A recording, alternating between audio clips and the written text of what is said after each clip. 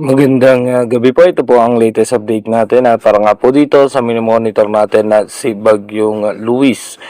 Si Bagyong Luis nga po no ay nasa eastern section po yan ng Aurora at tinataglay nga po nito yung lakas na abot ng 55 kilometers per hour malapit sa gitna at may pagbugso po yan na abot na 70 kilometers per hour. At ito nga po ay patuloy nga pong kumikilos pa northwestward sa bilis na 15 kilometers per hour. Diba yung paghahanda at pag-iingat sa ating mga kababayan, yan po ay didikit sa may parte ng Baler Aurora. At ito nga po ay magiging mabagal yung pagkilos kapag nandito na nga po sa coastal water ng Baler Aurora or dito sa may parte ng Kasiguran.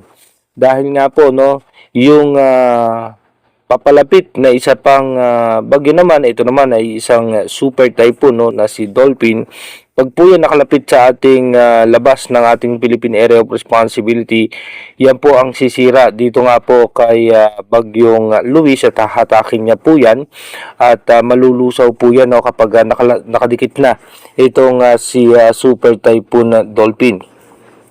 Sa ngayon nga po, nakataas ang storm wind signal number 1 na inilabas ng bagong pag-asa DOST sa may Polillo Island, sa Camarines Norte, northern portion ng Camarines Sur, sa Caramoan, sa Lagonoy, sa Tinambak, Siroma, and northern portion ng Catanduanes sa Pandan, Caramoran, Bagamanok, dito po sa Panganiban at sa may Biga. Diyan po yung mga nakataas na storm wind signal number 1. Kaya mag-ingat nga po no, yung ating mga kababayan dyan dahil nga po posible po tayo makaranas ng mga pagbaha at pagguho ng lupa.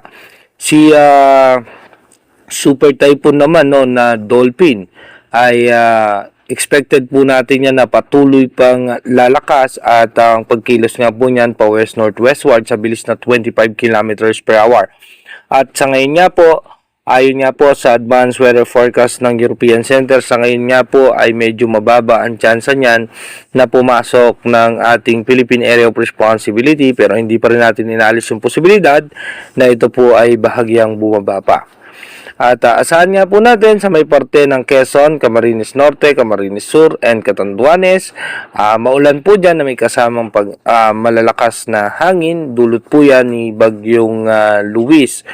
At sa may parte naman po ng Metro Manila, Ilocos Region, Cordillera, Administrative Region, at Cagayan Valley, Central Luzon, Western Visayas at natitirang bahagi ng Calabarzon at natitirang bahagi ng Bicol Region, Occidental Mindoro or Oriental Mindoro, Marinduque and Romblon.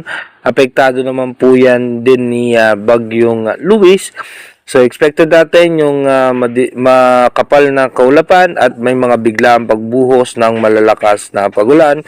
Posible po tayo makaranas dyan ng mga pagbaha at pagguho ng lupa.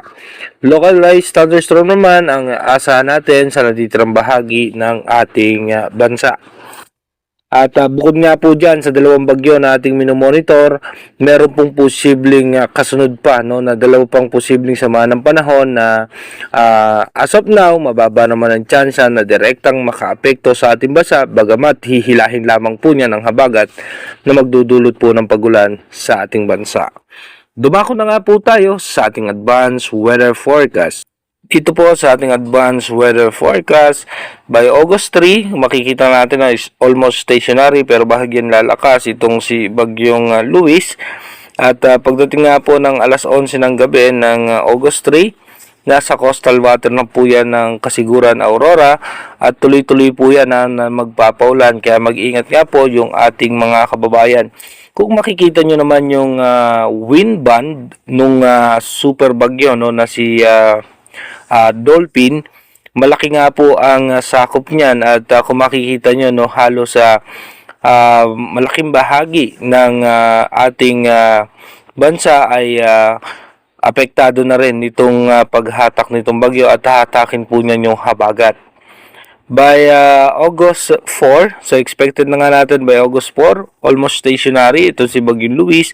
Patuloy po magpapaulan yan sa eastern section ng Northern Luzon, Central Luzon. Kaya mag-ingat po yung ating mga kababayan niya. Apektado rin po dyan ang parte ng Metro Manila.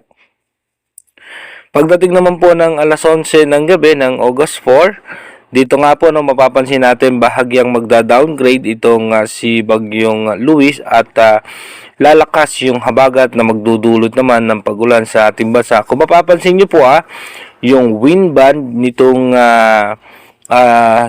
Super Typhoon Dolphin, ito po ay magiging super typhoon habang dumidikit sa ating bansa, ay hinahatak na rin po no, yung hangin ni Bagyong Luis. Makikita niyo po sa ating monitor no, talagang malakas yung hatak nitong super typhoon na Dolphin. Pagdating po ng August 5, dito po dahan-dahan pa nagda-downgrade itong si Bagyong Luis at posibleng mag-downgrade po yan hanggang sa low pressure area. At kung makikita nyo po, patuloy naman pong hahatakin itong habagat na magdudulot ng pagulan sa ating bansa. Pagdating naman po ng August 5 ng gabi, tuluyan ng malulusaw itong si Bagyong Luis.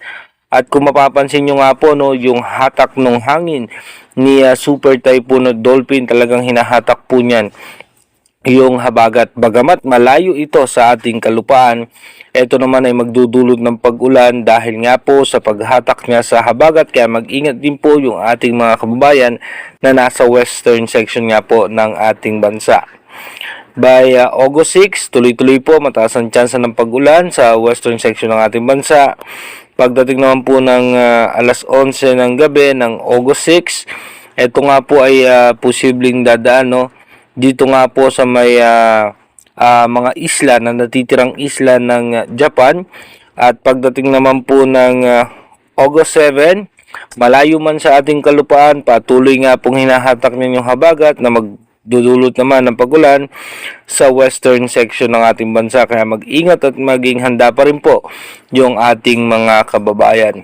Pagdating po ng alas 11 ng gabi, mas mataas ang tsansa ng pagulan sa western section ng ating bansa, lalong-lalo na nga po sa Ilocos region, dito nga po sa may Pangasinan, sa may Bataan at sa may Zambales.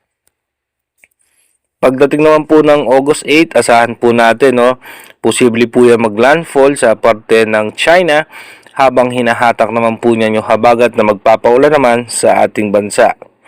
Pagdating naman po ng August 8 ng gabi, malaki ang tsansa na malaking bahagi ng western section ng ating bansa ay makakaranas ng matinding pag-ulan, including Metro Manila. At kung mapapansin nyo, mayroon pong panibagong sama ng panahon dito nga po sa labas ng ating Philippine Area of Responsibility. By August 9, mapapansin nyo nga po dito sa ating monitor, no, hindi lang isa kundi dalawa po yan dahil meron ding bagyo sa may parte naman po ng Japan. Kung mapapansin nyo, no, naghahatakan yan pero mas malakas po ang hatak pa rin ni Bagyong Dolphin. Kaya mag-ingat nga po yung ating mga kababayan. Bagamat hindi ito direktang tatama sa ating bansa, yung habagat naman po ang hatakin nito para po makaranas tayo ng mga pag-ulan. Pagdating naman po ng August 9 ng gabi, tuloy-tuloy po makakaranas tayo ng pag-ulan, yung western section ng ating bansa. At pagdating naman po ng August 10, ganoon pa rin po, hahatakin pa rin po yung habagat habang ito nga pong panibagong bagyo na nasa labas na ng ating bansa ay sa ngayon mababa naman ang tsansa niyan na pumasok sa ating Philippine Area of Responsibility. Patuloy nga pong hahatakin itong mga sama ng panahon na ito, yung habagat, yan po ang magdudulot ng pagulan sa ating bansa. By August 11, ganun pa rin po, habagat ang makakaapekto sa ating bansa at almost stationary yung sama ng panahon na nasa labas ng ating Philippine Area of Responsibility. Pagdating naman po ng gabi ng August 11, mataas ang tsansa ng pagulan sa halos malaking bahagi ng ating bansa. Kasama po dyan ang western section ng Visayas, ganun din po sa Bicol Region, Mindoro Provinces at northern portion ng Palawan. At kung mapapansin nyo po, yung isang bagyo na nasa labas ng ating Philippine Area of Responsibility ay palayo nga po yung kanyang direksyon. By August 12, so expected natin by August 12, mataas pa rin ang tsansa ng pagulan sa western section ng ating bansa. At pagdating nga po ng gabi ng August 12, expected natin na makakaranas muli ng mga pagulan ang malaking bahagi ng western section ng northern, central, and southern Luzon. By August 13, ito po yung ating next possible scenario. Paangat nga po no, yung sama ng panahon na nasa labas ng ating bansa. Paangat nga po yan, posibleng daanan po niyan yung dinaanan ni Super Typhoon Dolphin. Pagdating nga po ng August 13, ganoon pa rin po mataas ang tsansa ng pag-ulan sa western section ng ating bansa dahil nga po sa paghatak ng habagat. Paangat na nga po yung isang sama ng panahon at magkakaroon nga ng panibagong bagyo o sama ng panahon na nasa labas muli ng ating Philippine Area of Responsibility. Sa ngayon nga po, mababa ang tsansa niyan na direktang makaapekto o tumama sa ating bansa dahil kung mapapansin nyo, puro paangat nga po yung kanilang direksyon sa ngayon dahil nga po meron tayong habagat.